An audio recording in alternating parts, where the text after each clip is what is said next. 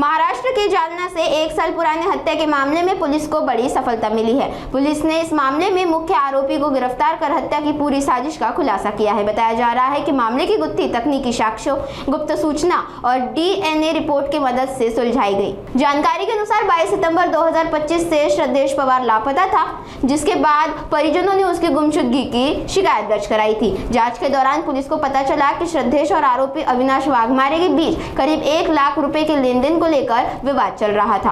आरोपी ने श्रद्धेश को पैसे लौटाने का बहाना बनाकर खेत लेकर गया और वही कथित तौर पर रस्सी से गला घोंटकर उसकी हत्या कर दी और शव को बोरी में भरकर दुधना नदी में फेंक दिया ताकि वारदात के सबूत मिटाए जा सके। लापता लोगों की विशेष जांच के दौरान पुलिस ने विभिन्न थाना क्षेत्रों में मिले अज्ञात शवों को जानकारी जुटाकर डीएनए जांच कराई। फॉरेंसिक रिपोर्ट में नदी से मिला शव श्रद्धेश पवार का होने की पुष्टि हुई। इसके बाद पुलिस ने मुख्य आरोपी को गिरफ्तार कर भारतीय न्याय संहिता की संबंधित धाराओं के तहत मामला दर्ज किया।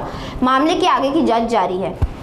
1 वर्षापूर्वीचा जो खुनाचा गुन्हा आहे तो कदीम जालना पोलीस स्टेशन, एसडीपीओ आणि तालुका पोलीस स्टेशन यांनी खूप शिताफीने उघडकीस आणलेला आहे।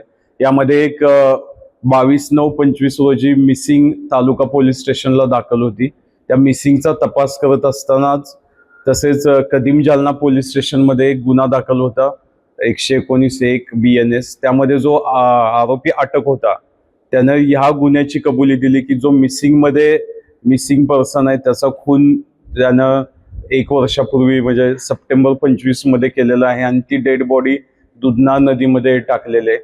त्या ह्यानं आम्ही तपास केला असता आम्ही दुधना नदीच्या आजूबाजूला जेवढे पोलीस स्टेशन आहे तिथून अनआयडेंटिफाईड एडीज शोधल्या।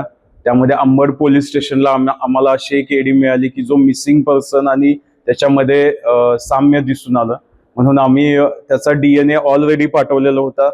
त्या मिसिंग मृतकच्या आईचा डीएनए मॅच करण्यासाठी पाठवला तर दोन्ही डीएनए मॅच आले।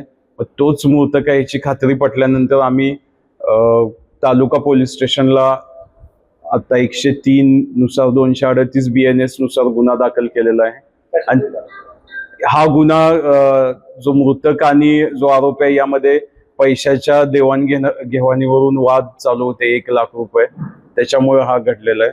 आणि ह्या गुन्ह्याचा तपास आता पोलीस निरीक्षक शेवाळे साहेब कदीम पोलीस स्टेशन आणि त्यांची टीम करत आहे। यामधील आरोपी आहेत त्याच्यावरती यापूर्वी 3 ते 4 गुन्हे दाखल आहेत। घरफोडी, आर्म्स ऍक्ट, मारहाण, तर तो सराईत गुन्हेगारच आहे।